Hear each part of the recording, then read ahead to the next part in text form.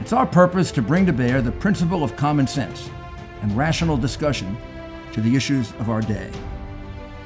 America was created at a time of great turmoil, tremendous disagreements, anger, hatred. There was a book written in 1776 that guided much of the discipline of thinking that brought us to the discovery of our freedoms, of our God-given freedoms. It was Thomas Paine's Common Sense, written in 1776, one of the first American bestsellers, in which Thomas Paine explained by rational principles the reason why these small colonies felt the necessity to separate from the powerful Kingdom of England and the King of England. He explained their inherent desire for liberty, freedom of religion, freedom of speech, and he explained it in ways that were understandable to the people, to all of the people. A great deal of the reason for America's constant ability to self-improve is because we are able to reason, we're able to talk to each other, we're able to listen to each other, and we're able to analyze. We are able to apply our God-given common sense. So let's do it.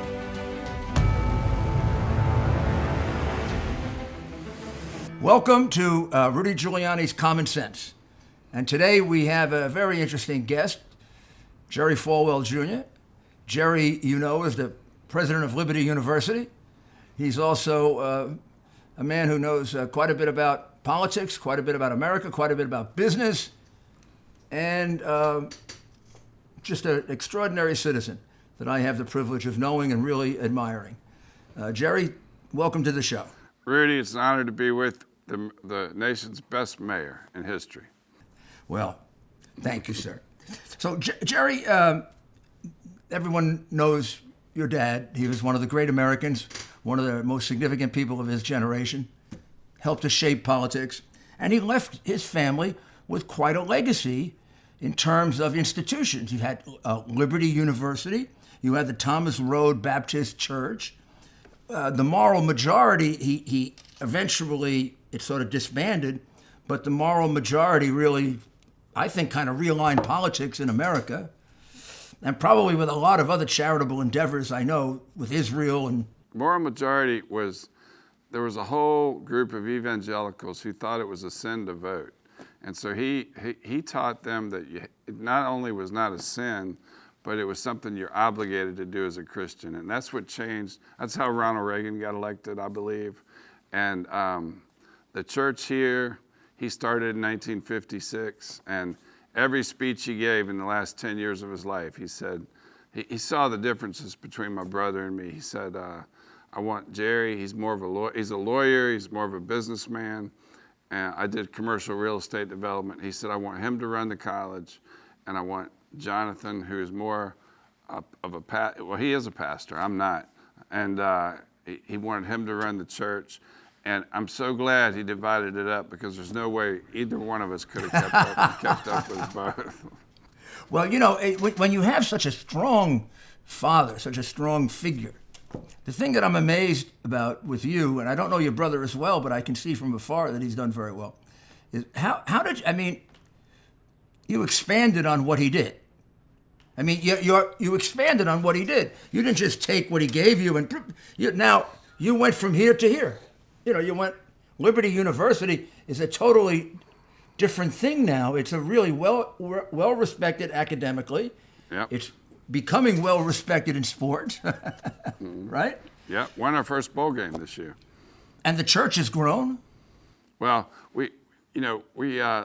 Liberty University, I was 44 years old. I spent 20 years as a lawyer, restructuring debt, negotiating with creditors, because Dad had started it from scratch, and it's a struggle to do that with a college. And we would issue paychecks some Fridays and spend all weekend calling donors and lenders to get the money to cover those paychecks on Monday or Tuesday. And so that was my first 20 years. So I didn't speak publicly until he died. I was age 44.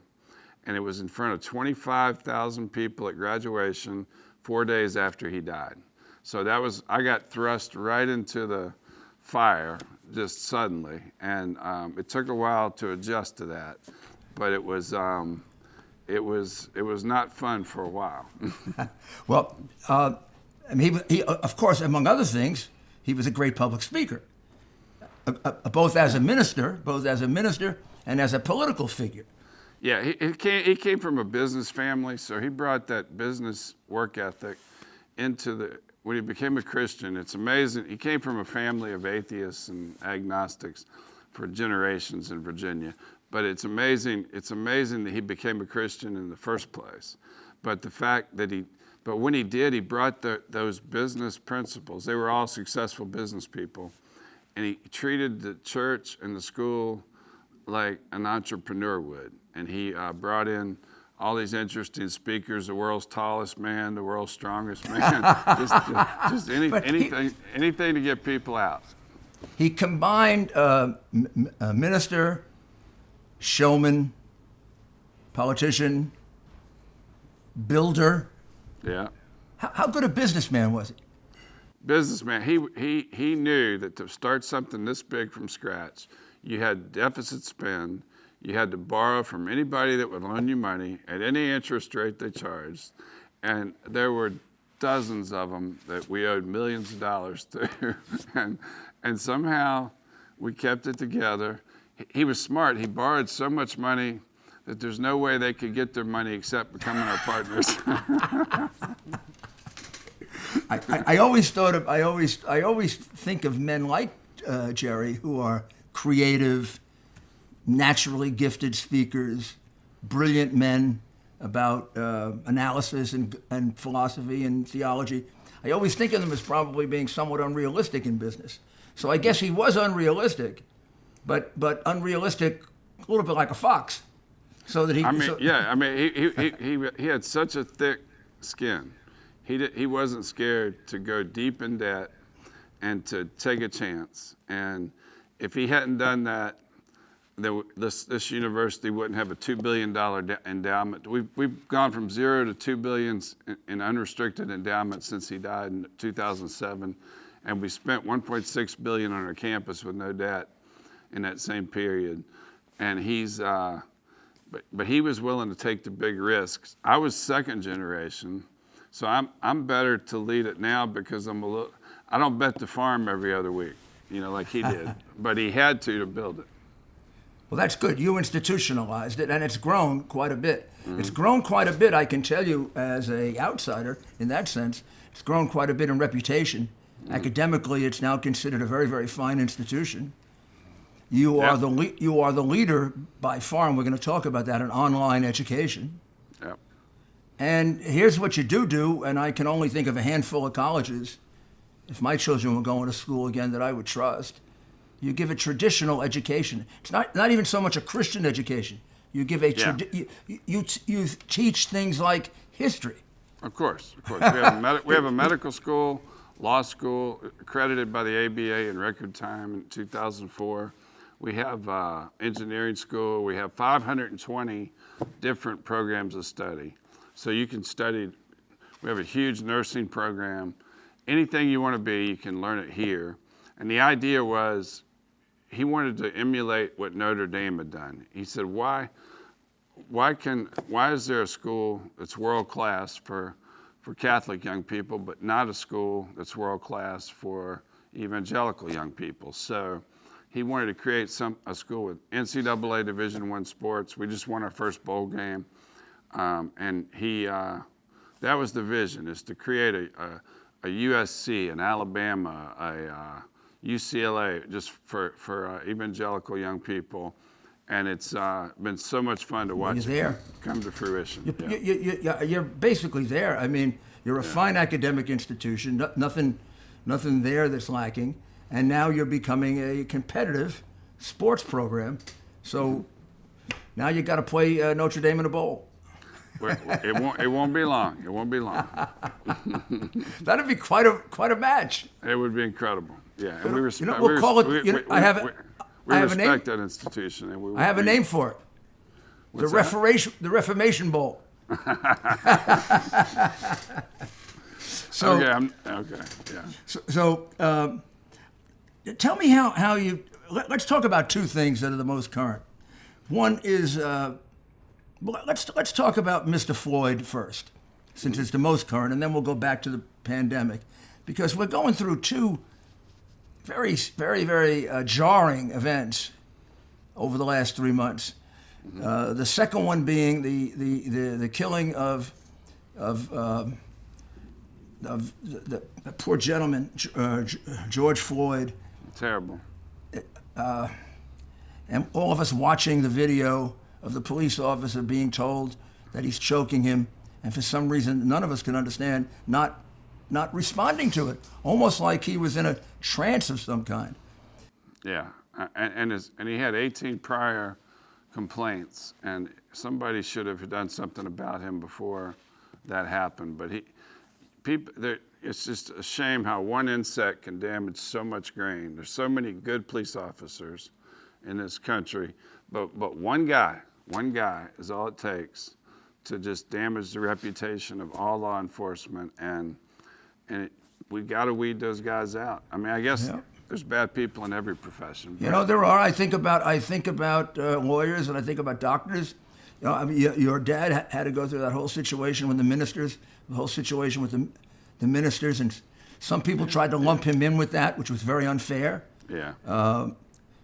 I guess that happens, but here's the part that I really feel bad about. I've been through a lot of police brutality cases because I ran a city, and I had three very, very incendiary ones, but I never had a riot, Jerry. Never. Really? I took over New York City from David Dinkins, and it had more murder than any place in the country. It had more welfare, and we had two major riots in 3 years. One in Crown Heights and one in Washington Heights, and one of them was really a pogrom. It was an attempt to kill Jewish people and beat up Jewish people in a certain section of Brooklyn known as Crown Heights. Went on for 4 days. Wow. The mayor didn't do anything about it for 3 days. The mayor had a theory that you should allow the rioters to vent. Vent meant burning cars, breaking open stores, stealing liquor. So when I became mayor, I studied those two riots. A very good report had been done by then Governor Cuomo about it. And I trained my police in how to react to a riot. Yeah. And here's very simply what we do. You can have any protest you want. I'll protect you. Yeah. The minute you throw a rock, I arrest you. Mm-hmm. We don't warn you, we arrest you. The minute you scratch a car, we arrest you. Mm-hmm. The minute you spit at a police officer, we arrest you. Yeah. And one of my police officers, Dan Bongino, who's now has a podcast and is very famous. He's great on Fox. Yeah. He was on, and he said, you know, there was one possible riot, and Mayor Giuliani was the mayor, and he had taught us this 1, 2, 3, but I didn't think it was going to work. Mm-hmm. So we arrested the guy that threw a rock, and then we arrested the guy who scratched a car, and then some guy tried to go in and loot a liquor store. We arrested him, and I thought, oh boy, now it's going to really blow. He said within 5 minutes, 3/4 of them turned around and left. Yeah, they can dish it out, but they can't take it. You got it, boy. They don't want to go to jail. You think they want to go to jail, they don't. No, and if you look at these 6 days, nobody's getting arrested. They're just letting them do it. It's unfathomable. I just don't understand it. It's just, I mean, it's just rule of law. Just enforce it and do what you did, and that'll put an end to it, because they really don't want to be arrested and go to jail. It's just common sense to me. How do you explain the mayor in Minneapolis that let them take a police station, had his police officers retreat, and then they burned it down? I think I don't understand it. I don't know if it's theater or if it's trying to shine a spotlight on that terrible murder that never should have happened. It was heartbreaking to see that young man be killed with a police officer on his neck. But the way you deal with that is you punish the police officers responsible, and you use the criminal justice system. That's what it's there for. How many murders happened in Chicago 24 hours before that, you know? Oh, sure. God, they had a weekend, I think last weekend, with 7 or 8 murders and 38 shootings. Yeah, I mean, it's just, it happens all the time. It should never happen, but the criminal justice, we're a country of laws, not a country of just, I mean, we need to enforce our laws. It's that simple. Yes. And it's sad whenever anything like that happens, no matter what color the victim is, no matter what color the perpetrator is. You know, here's what I really feel terrible about. When it first happened, and you get over the shock, I immediately received a call from a police officer friend of mine, who usually calls me when these incidents take place. And he's usually telling me how they're being unfair to the police officer, almost always. All of a sudden he calls me, and I thought, oh my goodness, he's going to give me a big, and he says, that's the most outrageous thing I've ever seen. Yeah. So as a police officer, I'm shocked. Yeah. I said, well, I'm glad you reacted that way. Hung up. Well, I got 8 phone calls like that. Everybody was united. There was no reason for these protests. They're just turning people against them. Nobody's defending this guy. I mean, it was plain to see on the video, and you know, he just needs to spend the rest of his life in jail or death penalty, whatever the law is in Minnesota. If you wanted to have some mild protest saying that this now should be subjected to study and analysis so we can make sure it doesn't happen again, you know, a sensible protest, that would be very good. Yeah. But what do you accomplish by destroying somebody's business or burning their car, or you just turn everybody else against you? The 3 officers standing there should have tasered the cop that had his knee on the neck of the poor victim, and they did. I guess they did nothing. I don't know. I couldn't tell, but you would think they would just pull him off. Everyone says that, but now we have 6 days of. I mean, it's almost impossible to see the lawlessness that we have going on. And the church, St. John's Church, was built in 1816. Abraham Lincoln worshiped there. I don't know if it all burned down or not, but it was on fire last night. Well, they burned down some of it. And they've desecrated St. Patrick's Cathedral. Yeah. And they've done all kinds of graffiti on the Lincoln Memorial. Mm. They've injured 40 Secret Service agents, 40, probably about 50 cops. You can't get to it. You can't do that. No. It's crazy. I really do think that certain people in this country are fearful of what John Durham is about to expose.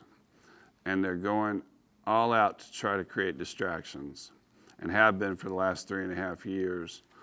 And we'll find, only time will tell if I'm right about that, but it just seems to me like that's what's going on. That's a very interesting perspective, and quite possibly the case.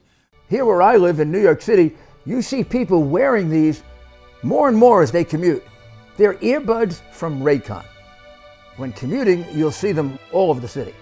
But they're great to wear right now from home on video conference calls, or when you're exercising, or you're watching this video podcast, or if you want to listen to music. You just put them in, hit the music, and I'm listening to Bocelli con te partirò. You can listen to your favorite music.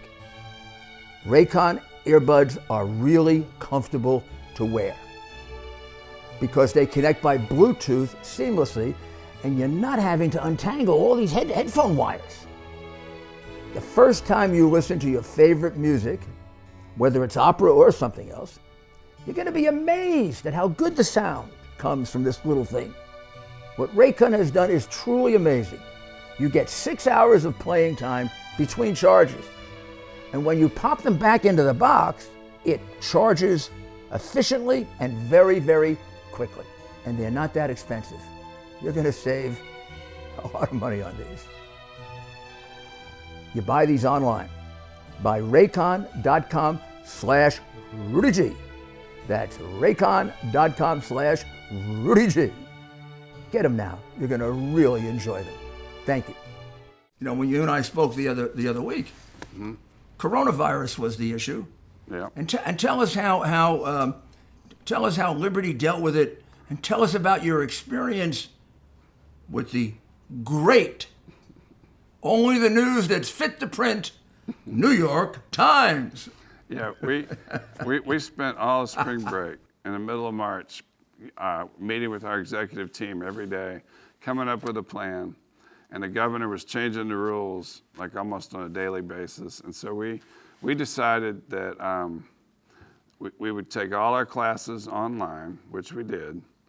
But we also realized there were certain students who didn't have high-speed internet at their homes. They had elderly relatives at home. They couldn't go back home. They were international students.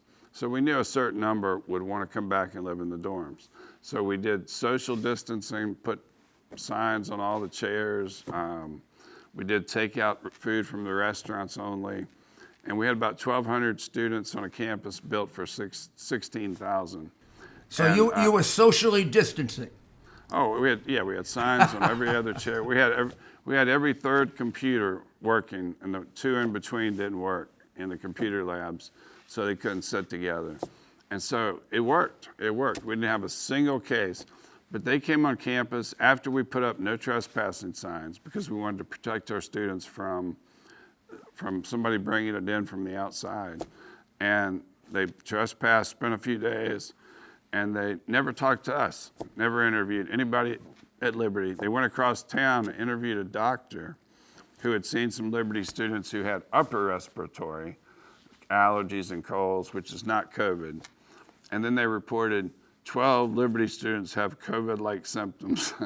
Actually, the number was 0. Actually, ultimately, were they treated for COVID originally? No, they just had colds, and so Yeah. zero cases, and they never corrected. It's 750 newspaper or news outlets picked it up, their false story, and we've got no choice now but to bring a lawsuit to clear the air. But Join the list. It's Big list of people false. I think they're more comfortable with false news. I really think they are. I think I think they're comfortable with that we had now. no staff. They've lost all integrity, Jerry. They've lost. I mean, I've been dealing with the New York Times since I was U.S. attorney in the 70s, and they always were a bit of a Democratic paper. Yeah. I wouldn't even consider them left. They were sort of a moderate, what you would consider a moderate Democratic paper. Mm-hmm. Sort of the Kennedy-type Democrat, more than far left. What they've become now, I don't even know how to describe them. Well, I think financial pressures have moved them to more of a BuzzFeed model where they're looking for clickbait. And they actually take, I've been told by one of their people that they fired, who wrote a book, that they actually take money from advertisers to write negative stories about those advertisers' competitors. And so when you read the story, you think it's a news story. It's not. It's just an ad. You know what you call that? You call that corruption. You call that corruption. When you get bribery. You call that bribery. Yes. I mean, when you get that desperate for money, it just makes you. It turns you from a news organization to. I don't know what, to BuzzFeed. Yeah, a corrupt organization. Yeah. So, Jerry, now I think one of the things that your institution and one of the things Liberty now will be known for, and I think it's all of a sudden you've made a great contribution to online education because you're so far ahead of everyone. I mean, a lot of people that tried online education, they had little things go wrong. You probably are all over that 10 years ago, all those things. No, we started in 1976 with with adult education, video, VHS tapes, and books mailed out in boxes. And then in 1980, it was unaccredited back then. In 1985, we started doing accredited online. Now, it wasn't online yet, but it was accredited distance learning. And in 2000, it took us about 20 years to perfect it. So about 2005, when people started getting high-speed internet in their homes, we were perfectly poised to serve this huge adult market of people who had not finished their undergraduate degree or who needed a master's degree, but they had jobs, kids, couldn't uproot mortgages, couldn't uproot and go back to college. And so nobody else wanted to serve that market. I don't know if it was... if they just thought it wasn't prestigious enough for them, and we were like, fine, you be prestigious, we'll build an endowment. So we kept the price low, It's affordable. We're in the lowest 25% as far as tuition, but we still run like a business. We treat students like customers, and it's worked. And you give them a very, very good education. That's a very relevant education. Our accreditation agency requires that it be the same quality academically as what they get here on campus. So it's equal in quality, and we actually monitor. We actually have software that can tell who's actually typing when they take the test by these keystrokes. Everybody has a unique way of stroking keys. It's like a fingerprint. And so we can tell if somebody's cheating or not. And it's there's lots of anti-fraud measures in software. So in other words, we've perfected it. And a lot of these schools tried to jump into it in the middle of the semester, and I heard complaints from students. Well, sure, it had to be hard, right? At many colleges who said, this online education, they don't know how to do it. They hadn't been doing it for 30, 40 years like we had. One of the points that I think people might not realize is, in a lot of these major colleges and universities, including some of the Ivy League schools, they now rely greatly on adjunct professors and graduate students teaching. Yes. Because the main professors, the ones that are famous, are writing books and writing papers and staying in Tuscany and... or they're off in Sweden studying the gypsy moth or something crazy. Yeah, right. But that doesn't help the students at all. We put our best professors. So who do you put on that? Who do I see on my video? And who's teaching me? Best professors, and most of them, we have 3,000 of them. 2,500 of them don't even live here. Right. 2,500 of them are professors at those big universities you just mentioned, and they moonlight for us. And so we got the best professors, and no more than 25 students per online class. And you can question them. And they have to interact every day, and we check the professor to make sure that they are in contact with their students several times a week. And it's very closely monitored, and we make sure it's the same quality education they would get. They have discussion boards, the students are talking to each other all the time, and we make sure it's the same quality education they would get here on campus. Well, Jerry, let me ask you a couple of concluding questions, because I know how big a supporter you are and friend of the president. Mm-hmm. And what advice would you give him on how to reopen from the pandemic? How fast should he go? How hard should he push? How many of these rules have to be retained, particularly with regard to young people who really, I don't think there was ever any reason to lock down young people. No, I just came back from Florida. I was there to watch the launch this weekend, and they've got it figured out. I mean, everything's Good. Open. Look at the states that have figured it out and have been successful. Look at Liberty University, that was successful, and just follow that model. I mean, it's. I really think when you make people sit in their homes, their immune system weakens. And I'm not a doctor. I'm not a doctor. I don't have any question of it. I don't think there's any question of it. I started off being very skeptical of it because, having been mayor of a city with 8 million people, you have all kinds of things that happen. And I remember how many domestic violence cases we had. I remember how many lock-ins we have in New York City, elderly people who won't come out of their homes.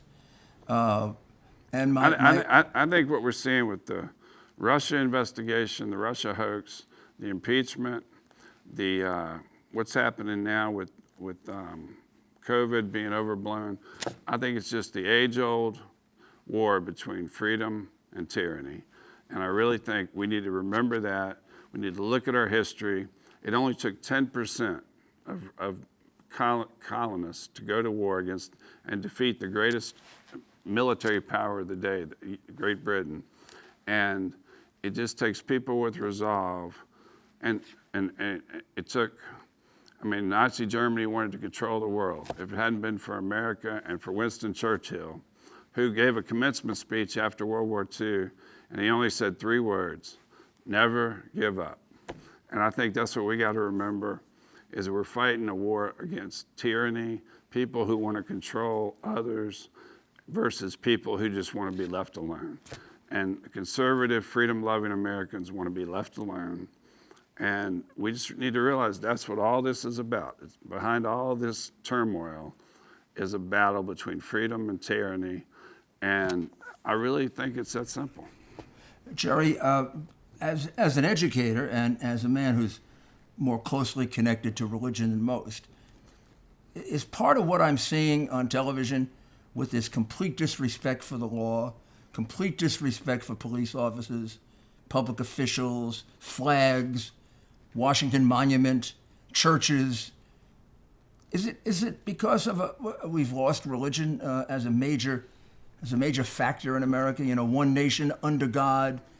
Our rights in the first 10 amendments come from God. If you say that to people now, they don't even know what you're talking about. Yeah, I think the Bill of Rights, the free exercise of religion, the right to assembly, all those things, they're trying to create a nanny state. Your successor, Bloomberg, wanted to say how tall your soft drink could be. I mean, that's the kind of stuff that we need to be vigilant on the watch for. And it's, I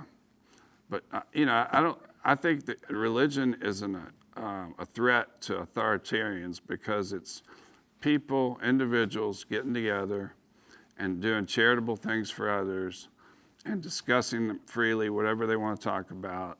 And I think the government sees that as a threat to their power. People, they want to control people. And so if you want to control people, you don't want them going to church and talking to each other and coming up with their own ideas. That scares the authoritarians. Doesn't it worry you that they've been able to keep churches closed for so long, and that we have to fight so hard? I mean, they kept abortion places open all throughout. They kept liquor stores open all throughout. Mm-hmm. You have to go in, and the churches were willing to socially separate. They were willing to wear masks. Yeah. Well, around here, 3 months has gone by, and there's no mask requirement. All of a sudden, starting Friday, you have to wear a mask in any public building in Virginia. Well, the Walmarts and the Targets have been packed out for months, and everybody close together. And I tweeted during that time that maybe churches should meet in the freezer aisle of Walmart. and, I mean, it's ridiculous. It's just I don't see how they can pick and choose because there's so many people so close together, and it's allowed in so many places. But all of a sudden, when you get to this business or this church, nope, can't have that. But it's all political, like I said. Well, Jerry, it has been a truly interesting discussion. I can't wait to come and see Liberty because I have some good friends and graduates of Liberty that I work with. I should tell you, you produce excellent students.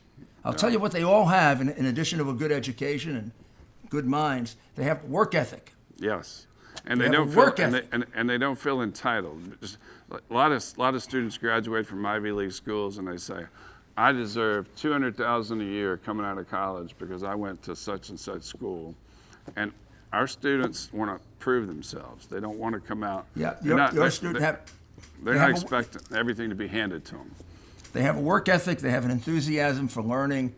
You do a very good job, and you should be proud of it. And we need you now because education is in trouble, and Liberty is one of a few that stands as a model of how you can do it right. So.